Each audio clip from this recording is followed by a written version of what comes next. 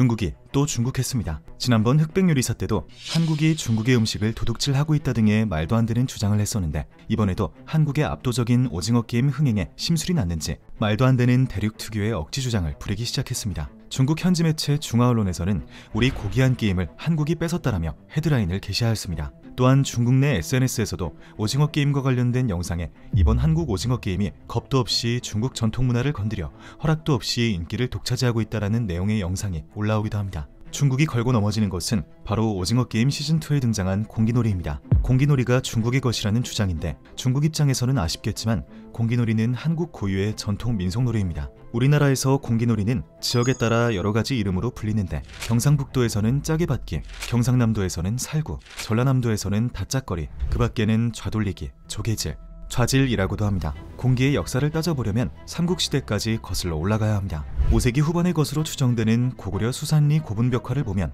좌측에 정확히 5개의 공기를 가지고 노는 아이들의 모습을 확인할 수 있습니다. 이를 통해 공기놀이는 1500년 전부터 한반도에서 즐겨하던 놀이라는 것을 우리는 알 수 있는데요. 만약 중국이 고구려까지 자기네 것이라고 한다면 더 이상 상대해줄 필요는 없겠습니다. 중국의 딴지와는 별개로 한국의 공기놀이는 전 세계로 퍼지고 있습니다. 너도 나도 공기놀이를 하는 모습을 자신의 SNS에 업로드를 하고 있습니다. 전 세계는 공기놀이를 넘어 시즌2에 등장한 딱지치기, 비석치기, 팽이치기, 제기차기 등에도 열광하고 있습니다. 중국의 만행은 이게 끝이 아닙니다. 중국은 오징어 게임 저작권과 배우들의 초상권을 무단으로 사용하여 굿즈 제작까지 하고 있습니다. 현재 테무, 알리익스프레스 등에서 불법으로 제작된 굿즈들이 넘쳐나고 있는 상황입니다. 더욱 웃긴 것은 바로 중국의 내로남불입니다. 중국은 지난 2022년 베이징 동계올림픽 당시 올림픽 마스코트인 빙둔둔에 대해서는 지식재산권 보호를 명목으로 엄격한 단속을 진행한 전례가 있었는데요. 여기서 우리는 중국 특유의 민족성 내로남불을 다시 한번 또 느낄 수 있습니다.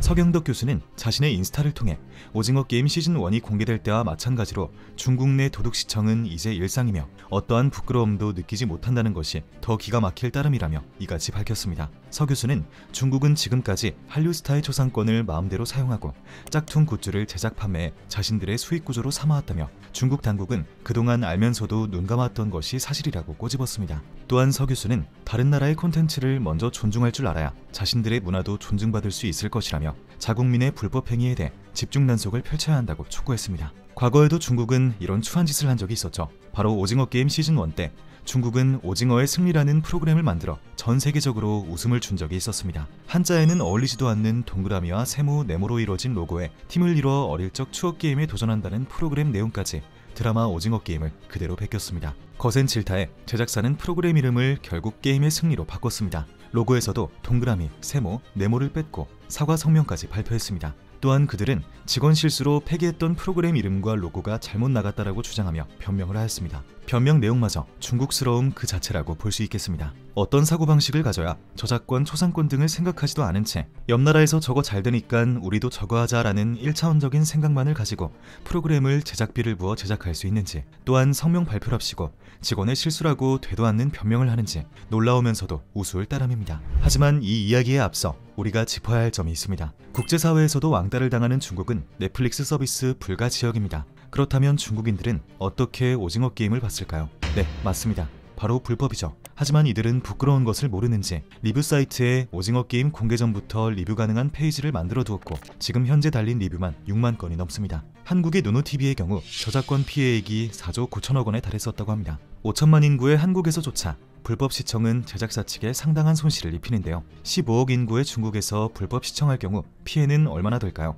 중국 내 인구 및 미디어 소비 패턴을 고려할 때 최소 5천만에서 1억 명이 오징어 게임을 불법으로 시청했다고 가정할 수 있습니다. 보수적으로 계산하면 라이선스 및 파트너십 손실 약 600억 원, 굿즈 및 부가수익 손실 약 300억 원, 광고 및 브랜드 가치 손실 약 300억 원 등을 생각해봤을 때 약 1000억 원 정도의 피해액이 발생하고, 구독료 손실까지 생각하면 한 달 기준으로 약 7천억의 손실이 발생한다고 합니다. 오징어 게임을 제작하면서 치아가 9개나 빠졌다는 황동혁 감독, 이제는 질린다는 표현까지 쓰며 오징어 게임 제작을 위해 큰 힘을 쏟았는데, 중국이 그런 그의 노력을 얍삽하게 도둑질을 해가니 황동혁 감독으로서는 억장이 무너질 것 같습니다. 불법 시청한 콘텐츠로 불법 굿즈를 만들고 불법으로 프로그램까지 만드는 이 나라, 언제쯤 착해질 수 있을까요? 중국 외에도 잡음이 있는 나라가 있습니다. 바로 베트남인데요. 오징어 게임 시즌2 5화 강대호의 대사 기억하시나요? 월남전 참전 용사하셨거든요.